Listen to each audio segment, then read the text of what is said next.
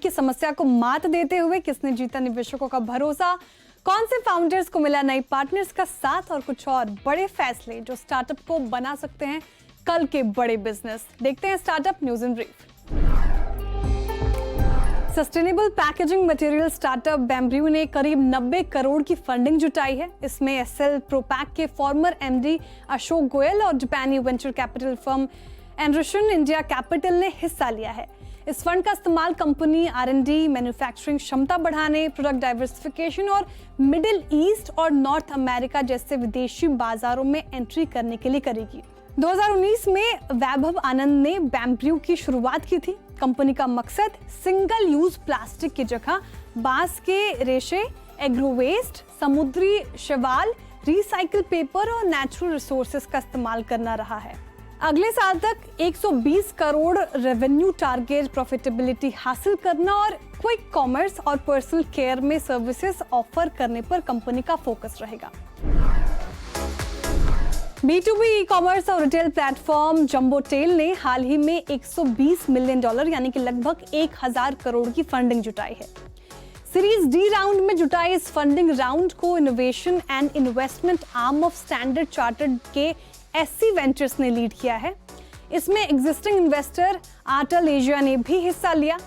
अब तक कंपनी की कुल फंडिंग $263 मिलियन हो चुकी है। इस फंडिंग के साथ साथ जंबोटेल ने सॉल्व इंडिया नाम की कंपनी को एक्वायर भी कर लिया है। कंबाइंड एंटिटी भारत के 400 में ज्यादा शहरों में 5 लाख से ज्यादा किराना स्टोर्स और MSMEs को सर्विसेज दे रही है।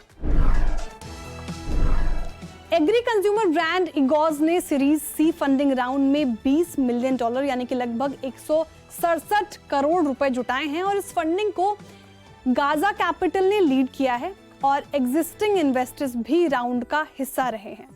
इगोज एक ब्रांडेड अंडा बेचने वाली कंपनी है जो अब रेडी टू कुक स्नैक्स जैसे कि एग मोमोज और बर्गर पैटीज जैसे प्रोटीन रिच प्रोडक्ट्स भी बनाती है।